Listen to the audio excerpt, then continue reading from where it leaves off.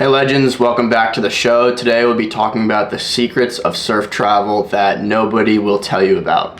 To demonstrate our first secret of surf travel, I want to take you on a deep dive to the Dutch Republic in the 1600s. In 1634, tulips were a status symbol, traded among elites, maintaining a high but stable price. Tulips began to experience increased demand from France. The prices steadily began to increase. Eventually, there was a craze for tulips. A single common tulip was bartered and traded for a crazy amount of money. And the most rare tulip, the Semper Augustus, went for enough money to afford a large, fashionable townhouse on the Amsterdam Grand Canal. This is looked back on as the first major speculative financial bubble. But what does this have to do with planning a surf trip? The madness of crowds has been a fundamental part of human society for ages. Humans are social creatures, and therefore we are notoriously bad at distilling actual value from perceived value. In this way, when deciding where and when to go on a surf trip, we want to make sure we maximize the actual value and disregard the perceived value. So when we're going to plan a surf trip, it's very common to sit on our laptops and Google when is the best time to surf in Nicaragua, and plan our trip accordingly. Now, that isn't a bad place to start, but this brings us to our first secret of surf travel. Number 1, target the shoulder seasons. Shoulder seasons are the 2 months on the bookends of the main peak season for surf tourism. An example of this will be planning a surf trip in Indonesia from September to October. This is past the peak season in Indonesia. However, there will be more than enough swell to go around, particularly if you're an intermediate surfer. Additionally, planning during these shoulder seasons will allow you to score accommodations for much cheaper, especially if you're planning to stay for moderate to long term. Shoulder season allows us many times to achieve a higher actual value as opposed to the perceived value of the surf trip. So yes, there may be better waves every day in the middle of peak season. However, everyone else knows about it, and we have this madness of crowds phenomenon takes place where everyone goes there, which causes more people to go there during that time. This results in crazy crowded lineups, allowing you to catch fewer waves.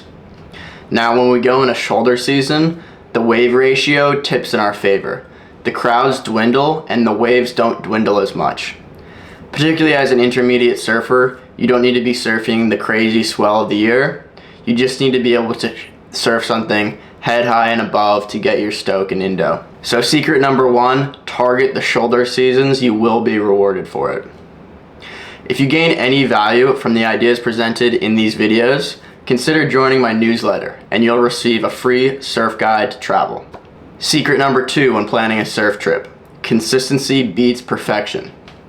When looking at surf destinations, what do we really want? A place where waves are rideable 90% of the time.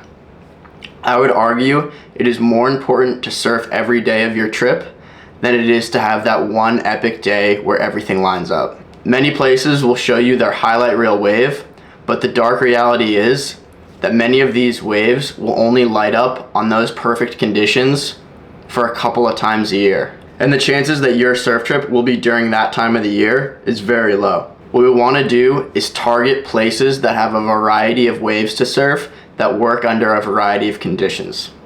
You want to find a place that has both a reef break and a beach break option, as these two different kinds of waves tend to work on different swell. Surf secret number 3. Stay put, let the waves come to you. You've hopped on a plane, arrived at your surf destination, your boards are ready to go, and you head out onto the beach, and what do you see? 1 to 2 foot onshore winds. Many people will head right to Surfline and try and find where they can find some swell.